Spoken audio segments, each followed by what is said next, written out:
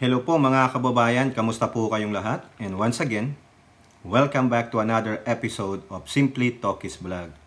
So ang pag-usapan natin mga kababayan, ito namang pa rin mainit na usapin kay Harry Roque. No? Yung nga po, patuloy po siyang defiant. At yung latest video niya, sabi niya, hindi ako pugante. Tingnan nyo po yan. Roque, I am not a fugitive. Yun naman pala, hindi naman pala siya pugante. Nako, lalo yatang sumakit ang mata ko dito sa aking supplemental eyeglasses. Hindi po ito prescription. Ito po lang yung mga nabibili dyan sa mga store na ang maximum is 3.0 yung magnification. Ito ay 2.0. Nagmukha naman akong doon. Di po ba, kababayan? So tanggalin na lang natin, kukunot noon na lang tayong gano'n. Kailangan talagang magkaroon ng prescription glasses. So yan po no, ang ating pag-uusapan, bibigyan ng komento at opinion, no? So pagpasensyahan nyo na, ganyan talaga. Rocky pa rin tayo, kasama ang mga nasa miyembro ng Quadcom, mga nagsalita po sila at matindi itong sinabi ng kanilang isang chairman. At ganun din po, nagsalita na rin po ang kapulisan, lalo na si PNP Chief Marbil. Pero bago po tayo magpatuloy, tayo po ay magbibigay pugay at pasalamat sa lahat ng ating channel members, followers, subscribers, nagla-like at nagsishare ng ating mga videos. Sa mga nagbi-video replay, nagsishare ng kanilang blessings. Meron pong nag-share ng super thanks kahapon. Nandyan na po yan sa community. Pero babanggitin ko na rin po, si Miss West meets East. Tapos may number something siya, 39. Taga Bay Area po siya, San Francisco. No? Maraming salamat po sa inyo, madam, no? Sa inyong pag-share ng inyong blessings. At ganun din, salamat sa mga nakakasama natin na regular sa ating video premiere at live stream. No? Shout out po lahat sa inyo and may God bless you all. No? Ipagdasal po natin lahat ang mga kababayan natin at mga taong may sakit, lalo na po itong dreaded na cancer. Nandiyan po si Doc Willie Ong, yung aking tita na merong stage 4 cancer pero living alive po siya. Ganun po talaga, no? So, kaya naman malungkot ka, edi enjoy the life. Di po ba? Doc Willie, prayers for you. Do sa tita ko, sa mother ko, prayers for you all, no? Ganun din, sama natin sa ating dalangin ang ating bansa at ang ating Pangulong Bongbong Marcos at ang kanyang pamilya na patuloy pong inaatake ng mga, alam nyo na, mapagpanggap, mga ganid sa kapangyarihan. Okay, so tuloy po natin ito mga kababayan. Marami po tayong article dito pero papahapyawan na lang natin at meron po tayong mga ilang quote cards. It's all about Harry Roque versus the Quad Men. Yung Quadcom. Okay, so unahin natin yung binuo ng Philippine National Police na tracker. Yung meron na po silang binuong team para po i-track, hanapin, i-intelligence si Attorney Harry Talakitok Roque. Nawala na yung pagiging talakitok niya, no? Nakita niyo yung latest video niya, no? Talagang unlucky po ng ipinayat niya. He's so stressed. Baka hindi na po nakakain yan, no? Talagang baka all by myself na lang siya. Kasi naman ikaw, Roque, wala naman nagdidemanda sa'yo. Wala naman nagpapile ng kaso sa'yo. Bakit hindi ka pa yung sabihin ng katotohanan, no? Kaysa binibigyan mo lang ng sakit ng ulo at isipan ang iyong sarili. Tama na, no? Tingnan mo katawan mo, wala na, stress ka na, hindi ka na nakakapag-ahit, mabuti pa ako. So sa balita po ng GMA News Online, ayan po, tracker teams formed to find Roque, sabi po ni PNP Chief Marbil. Ayan. Okay, ito po, quote card na lang quote card, yung quote po ni Chief PNP. We have officially received the request from the House of Representatives and the PNP is fully committed to executing this order while adhering to our core mandate. Ayan. Marbil also vowed that these operations will be carried out with the highest level of professionalism and respect for due process, meaning they have to protect the human rights of Harry Roque with the proper due process, di ba? Hindi yung, ay, baka mami, bigla na lang matumba si Harry Roque, o di ba, lalong masakit sa ulo. Our fundamental duty is to respect the decisions of our democratic institutions and ensure human rights, o tama pala ako, are protected throughout this process. O okay, so yan po yan, no? At least bibigyan siya ng pagkakataon, no? Oh, matigas kasi ang ulo ni Roque. Sabi niya, hindi ako pugante sa batas, pero pugante ako sa House of Representatives.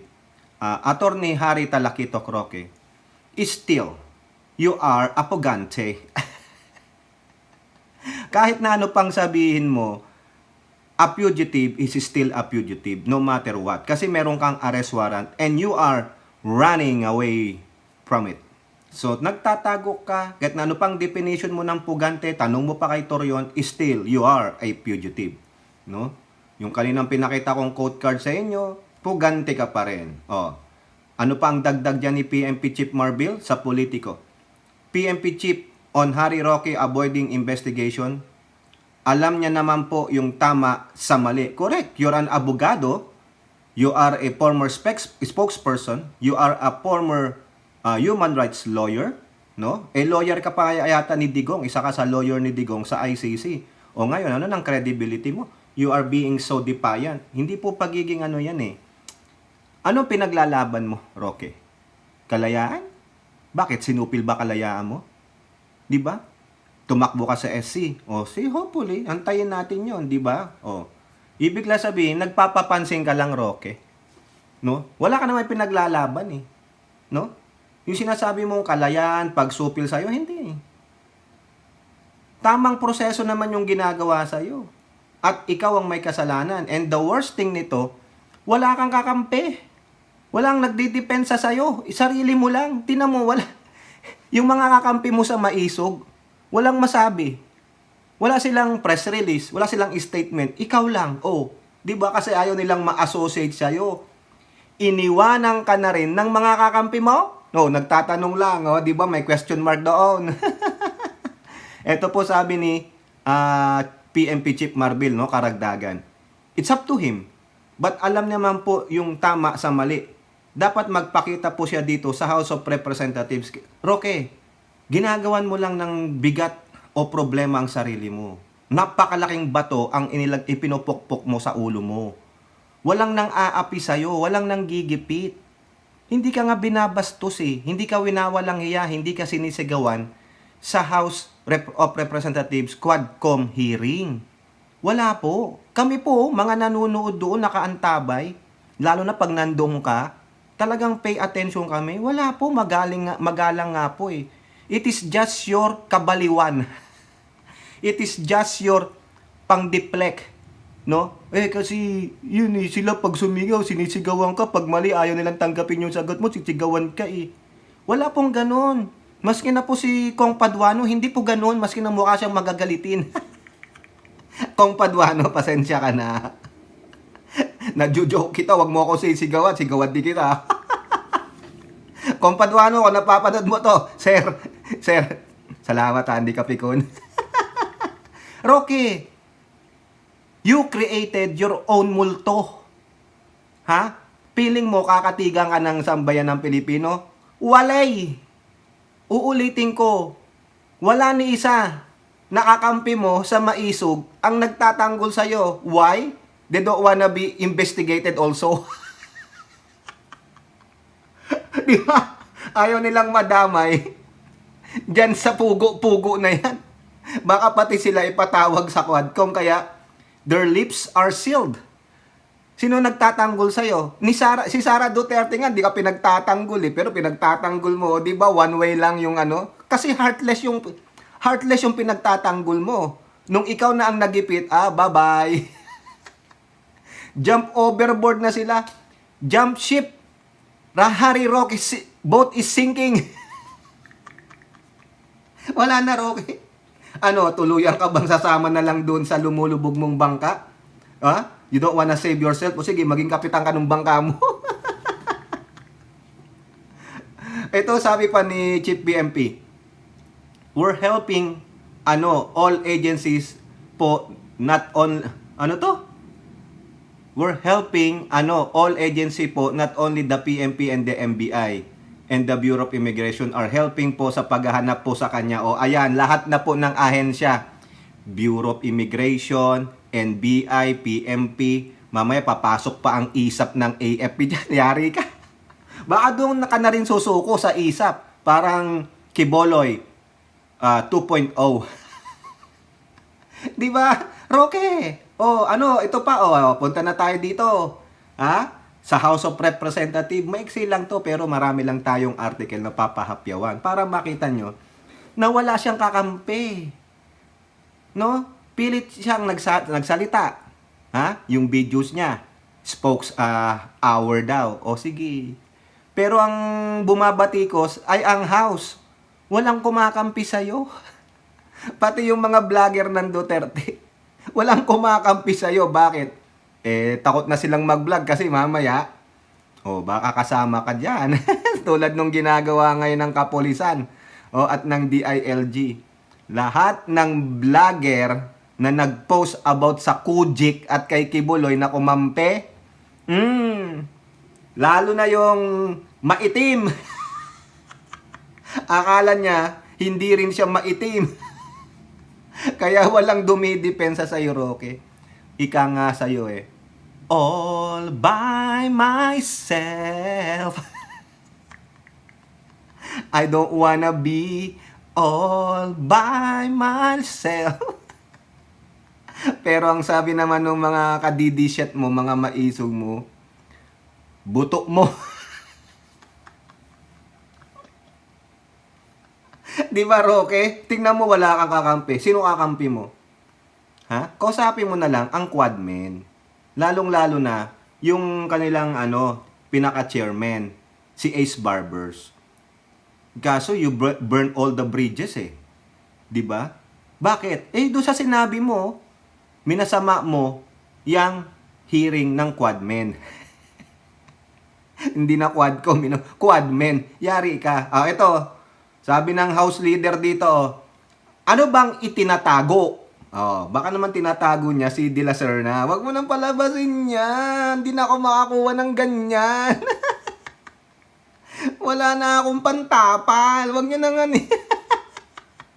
Beri mo yun, the cost of, yung pala, ang price pala ng ganun, 3 million, John Ray Lubit. Meron ka ba 3 million dyan? Baka naman makakuha ka ng, ako ay isang model.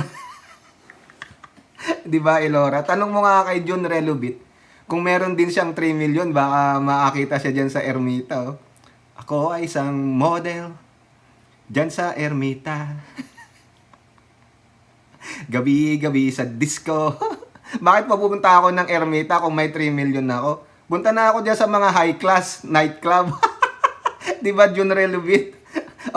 Sino ba yung may 3 million? Ha? De La Serna, ikaw ba yun? Antibay mga kababayan, ganun pala ang price. Dapat milyones, di ba, Maritel T? Bigyan nyo nga ako ng milyon para naman dami-dami akong model. Milyon lang pala, o kaya isang kondo. Yan. Sabi, anong tinatago mo, Roque? What are you hiding? What is the secrecy? Di ba? Ano na? Ha? Ito po, yan ang nagtatanong ay yung gwapong-gwapo na nagmana sa akin, si Representative Dan Fernandez. Ayan, nagtatanong siya. Sabi niya pa dito, flight is open an indication of guilt. Yan lagi natin sinasabi, di ba? Flight is open an indication of guilt. Yung pagtatakbo mo, pagtatago mo, ay nagsisilbing ikaw ay isang guilty. Kasi may tinatago ka, may tinatakbuhan ka. Di ba ang idol mo si Leonardo DiCaprio? Why? Catch me if you can. Di ba? If Mr. Roque have nothing to hide, he would face the committee and submit the necessary documents. His refusal to comply only raises suspicion among lawmakers. He added that Roque's refusal to cooperate with the congressional investigation casts serious doubts on his innocence.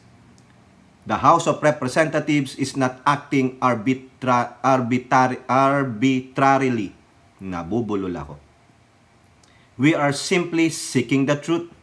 No? Ano ba ibig sabihin ng arbitrarily? Para maintindihan natin ito, no? Ako din, di ko rin po alam. Arbitrary, o yan. Based on random choice or personal whim rather than any reason. Yun, parang ano lang siya. By random, by chance, sabi po yan, adjective. O, ayan ha. Okay. Sabi pa dito, ano pa dito? Wala, mathematics pala yan, no? No? Parang tyrant. Okay, ulitin natin. Random or chance lang, unpredictable, hindi. Hindi rin sila tyrant. Kung yan ang tingin mo, so be it. Pero sa amin, they are just merely asking a question. Naintindihan mo ba yon? Ha? They are not acting tyrannical o tyrant. No? Hindi yung parang fishing expedition. Hindi. They are just merely seeking the truth. Sabi ni Dan Fernandez. Ulitin ko, ikaw nga nag-offer eh. Tapos ngayon, babakli-baklita ka, mag-urong titik ka dyan na ayaw mong pumunta.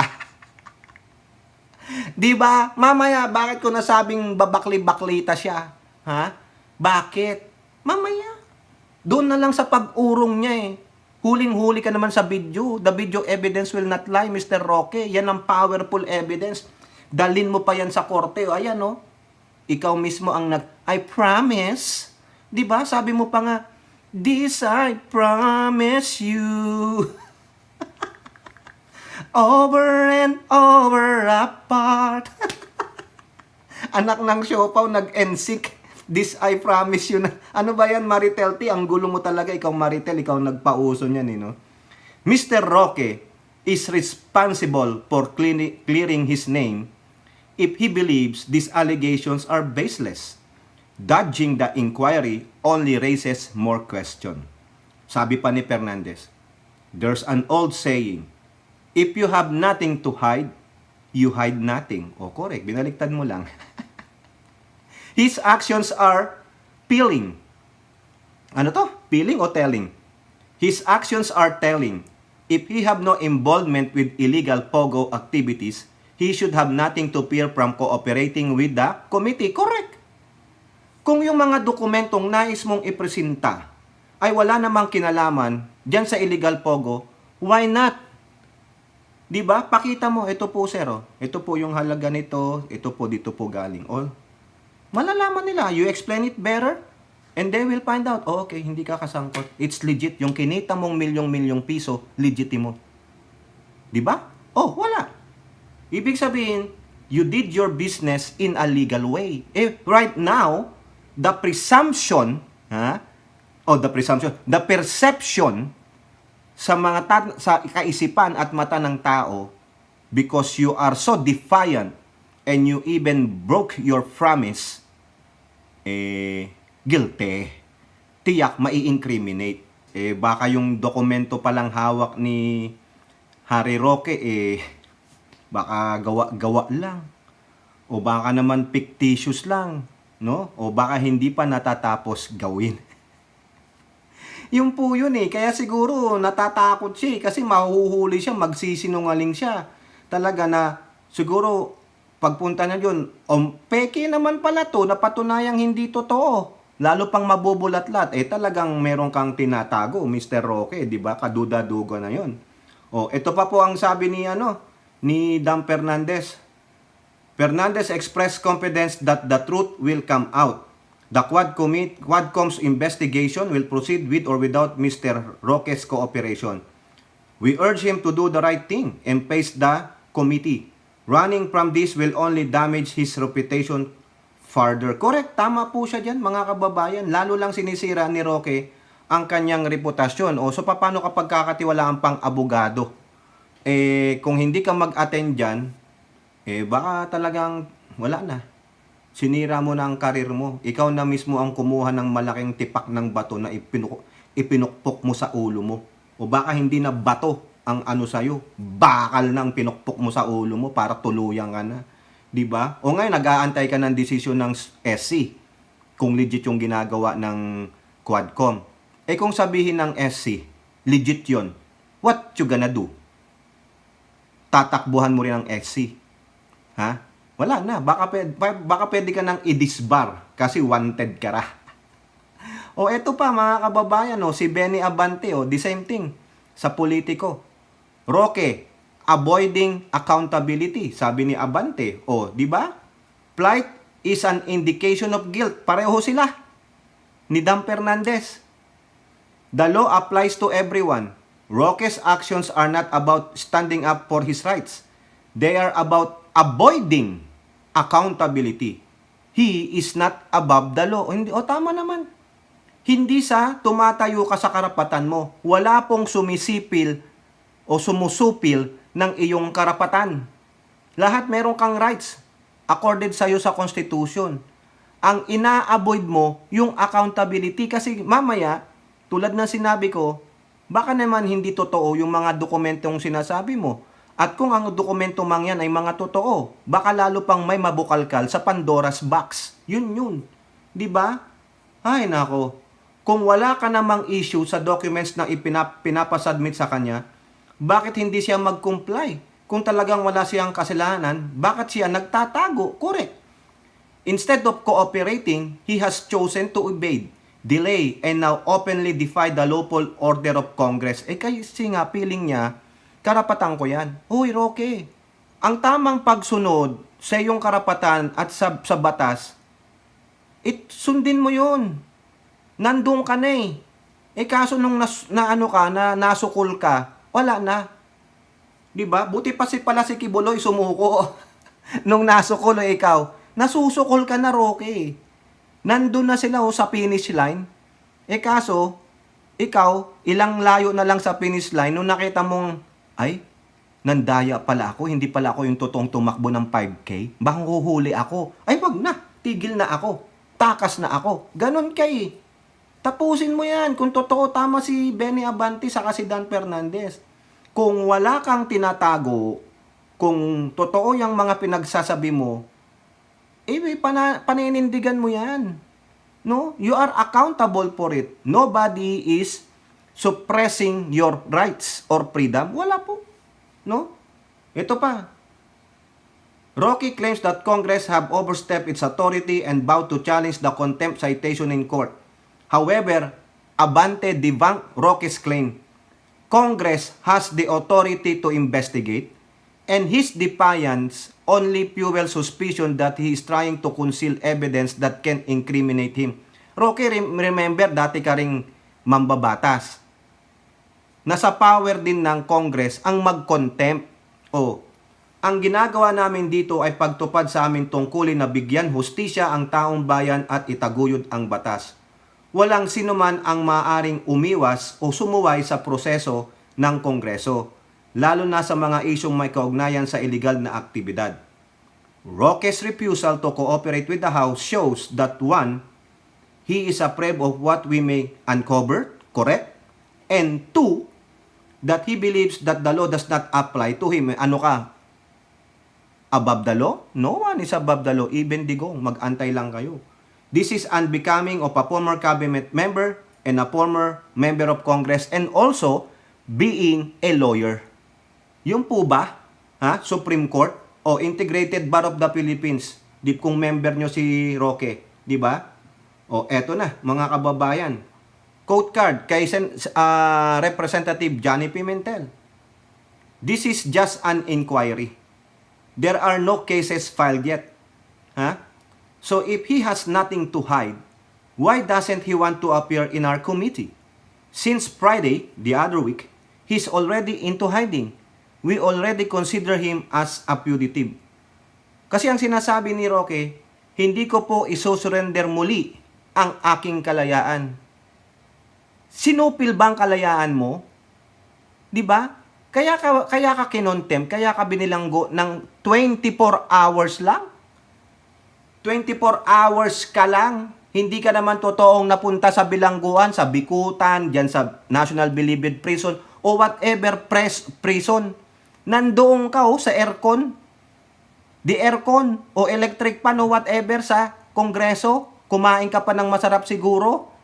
Maayos ang kalagayan mo, mag-isa ka lang doon, sa totoong bilangguan. Para po kayong daig pa kayo ng sardinas. Ha? Hindi mo daig ang sardinas, daig kayo ng sardinas sa kulungan dahil kayo siksikan doon, talagang pinulpak kayo. Nakaranas ka ba ng ganun, Roque?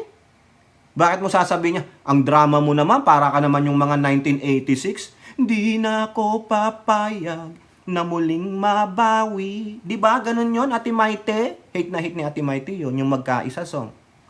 Aking kalayaan na nating mithi, di na ako papayag mabawi muli. Mga gunggong. Ang mga gunggong, tignan nyo ang nangyari. Lalong lumala ang hirap at dusa. Di ba? Oh, Roque. Ganun ba? Feeling mo nasa 1986 ka? Hindi ko po isusurrender muli ang aking kalayaan. Uwe. Sana lang sa Supreme Court. Sana lang. Desisyonan nyo po ng tama. O, eto na. Di ba sa thumbnail natin nakalagay dyan, magpakalalaki ka. O, tingnan nyo sa dulo natin ilalagay yon. Tambayan nyo lang ito, ha? Mga kababayan. Meron pa tayong 3 article, pero, ha? Galing po ito, at 3. 2 na lang, kasi yung isang article dito, yun na yun sabi ni Roque. Hindi ko isusuko ang aking kalayaan. Itong 2 huling article natin, yung sinabi ng leader ng Quadcom, si Representative Ace Barbers. O, GMA News Online. Barbers to Roque. Why cry foul over House inquiry after defending it during Laila Dilemma probe? O, di ba? O, tingnan mo yung ginawa mo kay Laila Dilemma, na history na ka na, nahalungkat ka na kung gaano ka kagagago. Yung binabatikos mong kongreso ngayon, ganun ka rin pala. Di ba?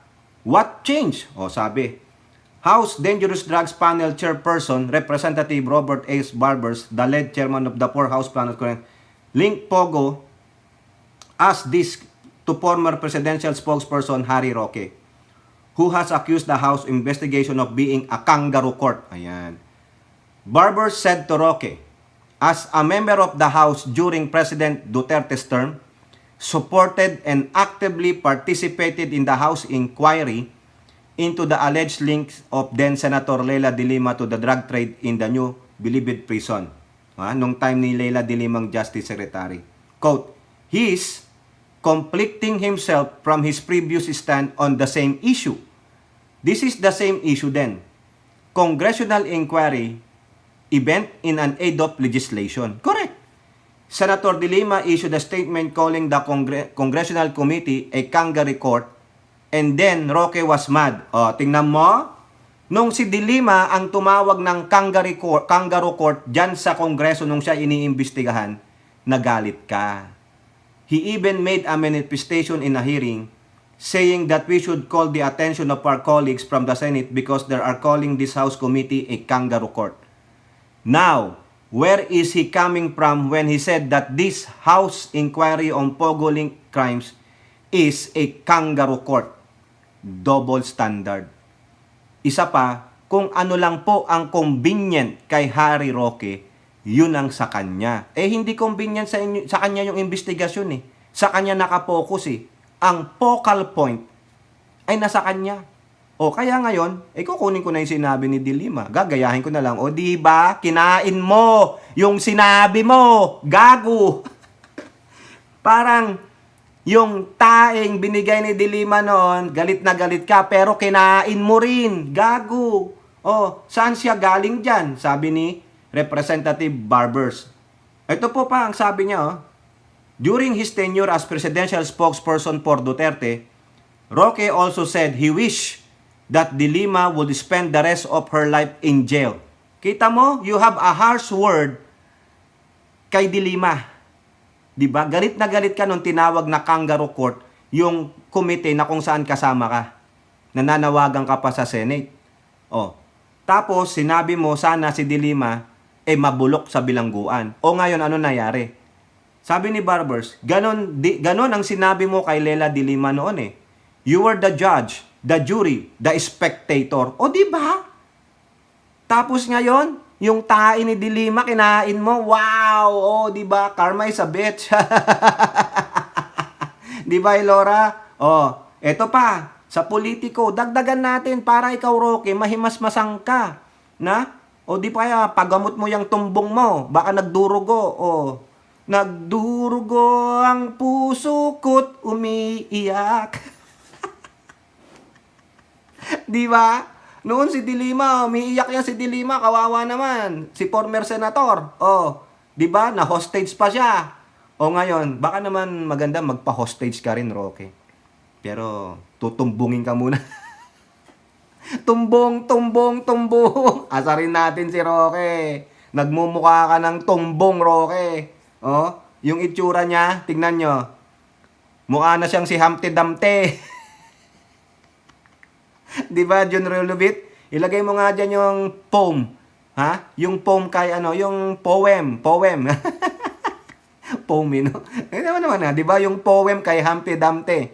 Humpty Dumpty fell on the tree. O better yet, basahin mo yung kaibigan. Isang kaibigan ni Pusit. Ang kaibigang Pusit. Ay, may bago tayong libro. Ha? John Relubit. Ang kaibigang Pusit. Psit.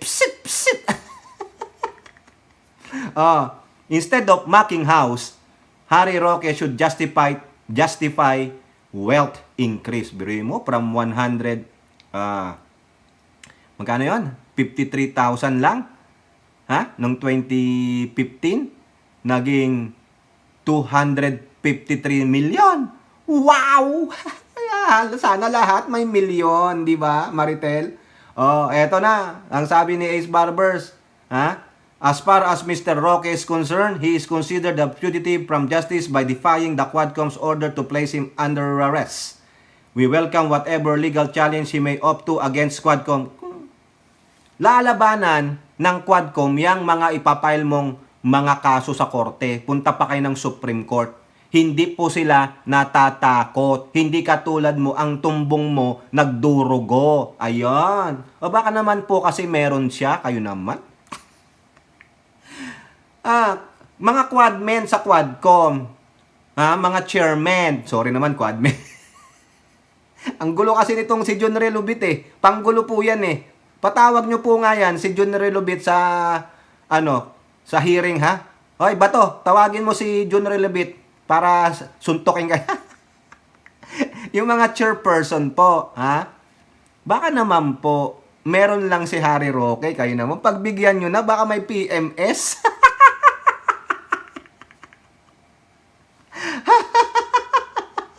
But he needs to get arrested first before he can file those petition before the Supreme Court. Sabi niya nakapag-file na daw po siya pero sabi ni Barbers, kailangan mahuli muna siya, harapin kami, bago siya pumunta sa Supreme Court. Di nagsisinungaling ka ba, Roque? Are you just takot-takot them? Ano ba English nun, Elora? You are just takot-takot them, ha? So they can urong-urong their tumbong. Ha, Roque? Ha? Mr. Roque can run, but he cannot hide from the law. Once arrested and filed his petition or legal remedy before the Supreme Court, the Quadcom will respect and abide with whatever decision the High Court will dish out. Correct. So, kala mo, Roque, matatakot mo itong mga quadmen, yung nandyan sa Quadcom? Uy, dati ka nandyan. Walang kinakatakutan ng mga yan. Ako gusto ko pong malaman talaga, kaya asarin kita, Roque. Ha? Mamaya na yung sinabi niya. Ilabas mo na kasi, Roque. Hindi yung 3 million. Yung statement of assets and network liabilities mo. Sige na, yung SALN mo. Para makita natin. Ito pala yung for correction ha. Yung pera niya ha. Kasi itong ikaw kasi dyan, Representative Luis Tro, ang kulit mo eh. Ito po, from 125,000 lang nung 2015. Pagdating ng 2018, 125 million. Nadagdagan ng 3-0. Putik na yan, no? Sana ganun na lang Ilora. Ha, June, ha? Ikaw, June, ha? Ay, Ace Barbers, patawag mo po yan si June. Oo. Siyang makakasagot bakit absent si Roque. Baka meron ding bank account si June saka si Roque. Yari na. O, eto po. Sabi pa ni Luistro, if Roque will not be able to prove the legal and valid source of the sudden increase of assets of his family on Bianca, then there is reasonable ground to believe that indeed he is connected with Pogo operations and this money possibly came from Pogo operations. Baka hindi nga lang yan. Ako nga po nagtatanong Hindi rin ba kasama dyan ang drug money? O, di ba yung affiliation niya kay Digong and Digong surrounded himself with drug lords. O, baka pon lang si Roque. Baka pinatago lang po yan, di ba? O, mga minions lang nung. O, eto na yung last. Quote card, mga kababayan. The very juicy one. Magpakalalaki ka kasi. Roque, meron bang lalaking na PPMS, Roque? Sabi ko kanina, baka po nag-PPMS pagdating dito, magpakalalaki ka! Magpakalalaki ka, Roque! Oh, tanong, lalaki ka nga ba? Pengeng 3 million! Ang swerte naman yun, sana lahat na lang gwapo para may mahigit sa 3 million. Sabi dito, alam nyo, maraming sinasabi itong si Attorney Harry Roque sa likod o sa labas ng Quadcom. Sabihin mo sa harapan namin yan. Ika nga, itong hinihingi naming dokumento sa'yo, may kaugnayan doon sa iyong alleged involvement dito sa usapin sa illegal Pogo. Magpakalalaki ka! Humarap ka dito sa amin. Hindi yung nakatalikod ka parati sa Quadcom. Doon ka nagsasalita. Walang yaka, Representative Barbers. Bakit naman nakatalikod palagi? Backdoor po kasi, backdoor.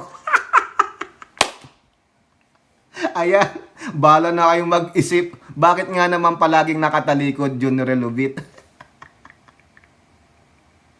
Oh, it hurts. Ipasador mo, Roque. It hurts ba? Ipasador mo pa. Magpakalalaki ka, Roque. Oh, akala mo, maawa ako sa'yo? Hindi. No. Yan na ang karma mo. What goes around, comes around. Tignan mo yung kalokohan mo nung presidential spokesperson mo. You spoke ill will to a former lady senator. Now, it haunts you after so many years. Ganyan po yan. Karma is a bitch. Ang karma, ang will of karma, hindi tumitigil. Kaya yan. Ngayon, ang yabang-yabang mo pa, no? Yung sinasabi mong bangag ang Pangulo. Wala nga kayong mapakitang clear evidence, authenticated evidence o yung report, kundi nagwawasiwas lang kayo ng papel nang gagaling sa bibig mo. So therefore, kaya siguro, ito, I'm assuming, kaya siguro, nagtatago ka, tumatakbo ka, kung ano-anong pinagsasabi mo na kangaroo court ang yang congressional hearing na yan, is because those documents doesn't exist. Those documents will incriminate that you really have a ties with illegal Pogo. Just like yung sinasabi nyo na authenticated, merong report na authenticated na yung yung video ng Pangulong Marcos na nagpupulburon ay totoo. Pero wala kang ipinakitang dokumento. Wala kayong pinakitang authenticated. Sino nag-authenticate? Yung sinasabi ng sinungaling mong jukebox queen dito, they did not even posted that in their social media for us to verify, to debunk it. Pero nung wala kayong ipinakita, it just tell us that you and your cohorts are all liars. Sino ba ang liar? Ayan, no? Di ba? Yung Prime Minister ni Baal. At sino si Baal? Si Kibulok. Di ba? Ano nyo, Jun Rilobit, ikaw matalino kang tao eh. Di ba? Isipin mo, bakit siya nagtatago? Bakit sinasabi niya, wala po silang dapat pakialam sa ganito-ganito? Unang-una, ikaw ang nagpresenta ng ebidensya. Ikaw ang nagsabi, dadalin mo. Pero akala mo, sasabihin lang, okay, meron naman pala. Akala mo, tanga-tanga yung mga kausap mo. Na sasabihin lang, okay na, kakampi naman natin to, dating congressman ito. No!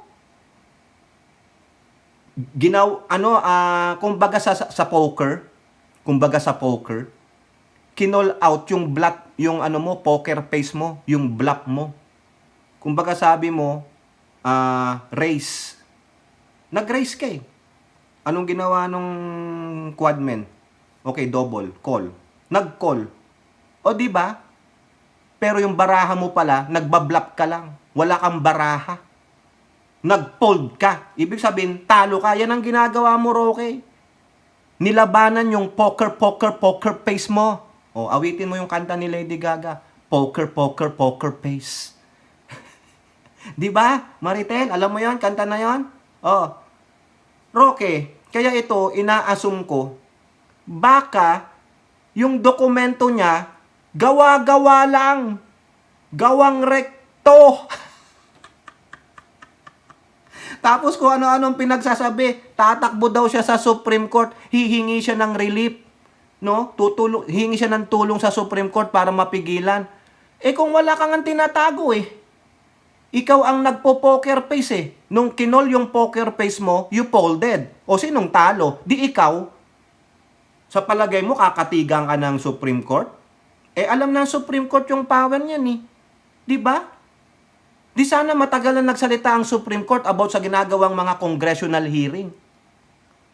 Di ba? Tama, mali. At sa palagay mo ba yung nag-question sa'yo, si Congressman Nuistro, hindi isang abogado na hindi niya alam yung sinasasaad sa batas? Ang mga abogado kayo, alam mo yan. So therefore, tiklop ka, talo ka ni Representative Luistro. Akala ko ba magaling ka? You are personifying yourself as one of the best lawyers, human rights lawyer. Hindi pala. It is only a facade. It is only a masking the truth na wala kang alam, bobo! O ngayon, nahuli ka. Sa akin po, isipin ko, tulad nung sinasabi niya sa mga maisog rally nila, na authenticated yung video na yan, na pulboronic video ni BBM. Meron kaming papel, may report, authenticated. O nasaan yung report? Wala. Di ba? Pilit lang nilang sinasabi, pilit nilang gustong ibinebenta sa atin. Sino lang ang bumili? Yung mga kakampi nila. Yung mga bulag, yung mga tanga, na naniwala lang sa sabi-sabi. No? Na hindi nagsasaliksik. Hindi ganon yung mga nasa Quadcom. Hindi ganon yung nasa committee na yon. Matatalino yon, mapagsaliksik, hindi tulad ng mga nauuto ninyong mga minions ninyo. O ngayon, nung ibinuka mo yan, mahilig kang magganyan nahuli ka Sinabi mong dadalhin mo, may mga dokumento ka, ikaw na mismo ang nag-volunteer. O ngayon, na-realize mo, wala pala. Wala talaga, mga kababayan, kaya lang yan, sa akin lang opinion. Baka wala yan. Kung meron man, peke. O kaya nagtatago, kaya sabi niya, huli ako. Hindi ko na ibenta. Hindi ko sila napaniwalang meron. O huli ka, di ba? Yun lang po yung take ko. Baka nga, wala nga. Tulad nung sinasabi nilang authenticated report. Yun, huli ka. Huli ka, balbon, kaya kulong ka. Ayan yung nahuli at nakulong. Hindi yung tulad ng huli ka, pero hindi kulong. Parang si Kibuloy lang yan. Huli ka, kulong ka. O ikaw, Roque, huli ka, na sinungaling ka, kaya ikukulong ka. O yan, tama lang yan. Sipin nyo, ngayon lang napasok sa isipan ko yan. Na-relate ko dun sa sinasabing lang authenticated daw yung video ni Pangulong Marcos na nagpupulburon. Hanggang ngayon, wala silang mapakita. Para ano?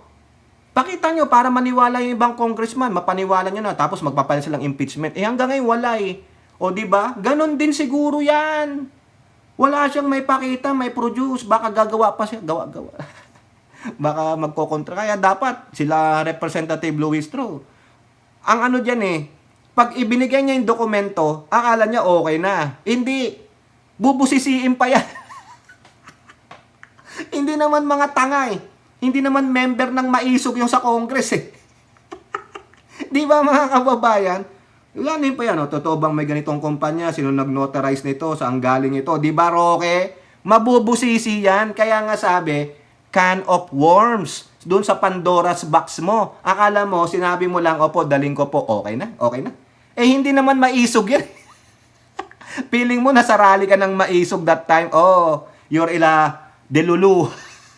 Mangarap ka, Roque. O, yun lang po mga kababayan. No? Kayo po, ano pong inyong masasabi? Comment down below. And don't forget to like and share. Hope to see you on the next videos. Bye-bye. God bless.